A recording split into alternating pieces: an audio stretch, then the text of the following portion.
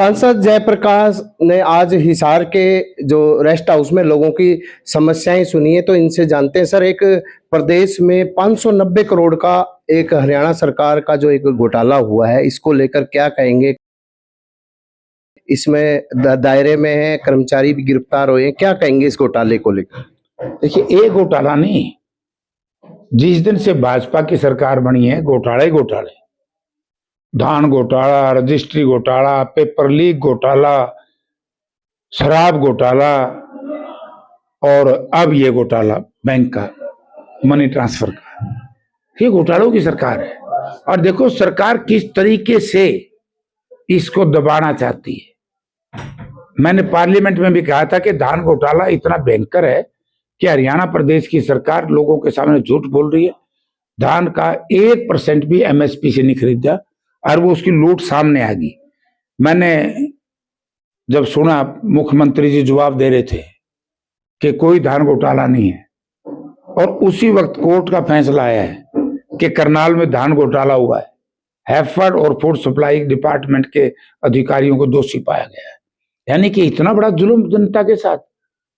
सबसे पवित्र मंदिर जो है, तो मंदिरों में भी झूठ बोलना है बीजेपी के नेता। सबसे पवित्र मंदिर देश का पार्लियामेंट, प्रदेश का विधानसभा। तो ये तो घोटालों की सरकार है, उनको घोटालेबाजों को बचा रहे हैं। और मुख्यमंत्री ने क्योंकि वित्त मंत्रालय भी इनके पास है और गृह मंत्रालय भी इनके पास है, इनकी जिम्मेवारी बनती है। ये कहने से काम नहीं चलेगा कि बिना पर्ची बिना खर्ची बहुत हो लिया, ड्रामा कर दिया। टोटल भ्रष्ट सरकार है। एक सर, एचपीएससी के जो छात्र लगातार धरने पे बैठे हैं, लगातार मांग कर रहे हैं, कांग्रेस द्वारा भी समर्थन किया गया, तो क्या कहेंगे इसको? देखिए, बहुत बड़ा अन्याय है। सबसे बड़ा जुल्म तो ये है कि एचपीएससी का जो चेयरमैन है वो बाहर से ले आए। क्यों भाई? हरियाणा की जनता में कोई ऐसा इंटेलिजेंट नहीं था? क्यों ले आए बाहर से? और बाहरी व्यक्ति आकर के हमारे बच्चों को इस तरीके से मानसिक तौर से कमजोर करने के लिए बयानबाजी कर रहा है कि हरियाणा के छात्रों को पढ़ना नहीं आता। ये ठेकेदार हमारे नौजवानों को अपमान करवाने का काम। क्योंकि जैसे अमेरिकन डील हुई है ना, ये एग्रीकल्चर डील, ऐसे ही ये क्या है, ये HKRN योजना लागू करके और हमारे प्रदेश के नौजवानों को भी डिमोरलाइज करना चाहते हैं। जो हमारा ब्रेन है उसको ड्रेन करने का प्रयास हो रहा है, क्योंकि हमारा ब्रेन तो चला जाएगा विदेशों में, यहाँ तो ग्रुप डी बच जाएगा। आप देखिए ग्रुप डी कितना बड़ा जुल्म है हमारे बच्चों के साथ। क्लास 1 क्लास 2 के बच्चे लगे प्रदेश से बाहर, अफसर तो लगे बाहर के, और जो हमारे उनसे ज्यादा क्वालिफाइड हैं, जो बाहर के यहाँ के लगते हैं, ज्यादा पढ़े लिखे हमारे बच्चे, और यहाँ हम उनको लगाया जाता है डी ग्रुप में।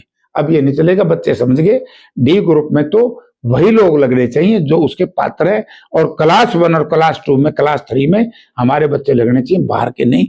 और मुख्यमंत्री जी ने जो मैंने रिप्लाई इनकी सुनी, अखबार में पढ़ा है कि हमारे बच्चे भी बाहर लगते हैं। मुख्यमंत्री जी से मैं निवेदन करना चाहता हूं, आप जाकर के पंजाब में देखिए, हरियाणा का बच्चा वहां अप्लाई कर सकता है। वो जब अप्लाई कर सकता है जब 10वीं तक हमने वहां पढ़ाई करनी पड़े। सर, जो आप कह रहे हो धान घोटाला हुआ है, गुरनाम चनूनी ने भी प्रदेश भर में प्रदर्शन किया है, तो इस करोड़ों के जो घोटाले की किस एजेंसी से जांच होनी चाहिए? देखो, पहले तो ये धान घोटाले की जांच होनी चाहिए पार्लियामेंट की, ज्वाइंट पार्लियामेंट कमेटी से, और हरियाणा की प्रदेश की जांच होनी चाहिए विधानसभा की विधायकों की कमेटी से। उसमें ऑल पार्टी के विधायक हो जाते हैं। वो किसानों से जाकर के मिले कि भाई तुमने पैसा मिला कि नहीं मिला। वो राइस मिल में जाएं, वो ये देखे कि भाई जो धान इन्होंने किस एजेंसी से खरीदा है और वो है सही है कि नहीं है। इन्होंने तो जुल्म कर दिया, धान है ही नहीं, धान तो चावल निकाल के बेच गए। और अब इतना बड़ा ठगी, सरकार मुख दर्शक बने बैठी है, एक बिना खर्ची बिना पर्ची। इससे तो बड़ा जुल्म है धान घोटाला। बाहर से ये टोटा बोलते हैं, टुकड़ा ले आकर के यहाँ बोरियां लगा रहे हैं राइस मिलर, जुल्म हो रहा है। सर, एक जो दिल्ली के पूर्व मुख्यमंत्री केजरीवाल, जो उस मामले में बरी किया है कोर्ट ने, क्या कहेंगे? क्योंकि अक्सर यही कहा जाता है कि ये सरकार ईडी और इस पे दबाव डाल के काम ये करती है। देखिए, इस पे मैं क्या कहूं, इसमें कई तरह की सिस्टम है। अगर अदालत में मेरिट पर अगर कोई बरी हुए तो उनका नाम है चौधरी भूपेंद्र सिंह हुड्डा। एजेएल में हमारी नेता राहुल गांधी जी, हमारे नेता सोनिया गांधी जी पिछले 12 साल से किस तरीके से एक षड्यंत्र के तहत एजेएल को लेकर के, एजेएल वो अखबार है जिसने देश की आजादी में काम किया था, एक ही अखबार आजादी के समय का, और उसके ऊपर मुकदमा दर्ज किया था, वो बरी कर दिया। एक सर एस्टीम जो एक फाइल है बड़ी सोशल मीडिया पे काफी उसका चर्चा है। मैं बहुत बुंडिया भाई, क्या कहेंगे? उसमें तो जिन जिन के नाम आ रहे हैं वो उनते बुरे, और जिनके आवेंगे वो उनते बुरे। हमारा समाज खराब हो जाएगा। तो बहुत गंदी फाइल है, एक बच्चे देख ही नहीं सकते, परिवार नहीं देख सकता। ये इतने घिनौने काम की हमारी संस्कृति नहीं थी जो भाजपा ने हमारे देश में फैला दी। ये अंतिम सवाल सर, किसानों को अभी तक मुआवजा नहीं मिला है और पानी भी अभी खेतों में है। मैं तो खुद ही कह रहा हूं, विधानसभा में मुख्यमंत्री से प्रश्न पूछा, मुख्यमंत्री जवाब ही नहीं देते, 2.5 घंटे तो खड़े रहे। ये जवाब है क्या? मुख्यमंत्री सीरियस नहीं है, हरियाणा सरकार सीरियस नहीं है, किसान के विरोधी हैं। एक योजनाबद्ध तरीके से इस प्रदेश के किसान को आर्थिक तौर से कमजोर करने के लिए हरियाणा प्रदेश को बाढ़ग्रस्त घोषित ही नहीं किया। सबसे बड़ा जुल्म किया इस सरकार ने किसान के साथ, जैसे केंद्र ने जुल्म किया नरेगा के साथ। हरियाणा सरकार तो ऐसी संवेदनहीन है।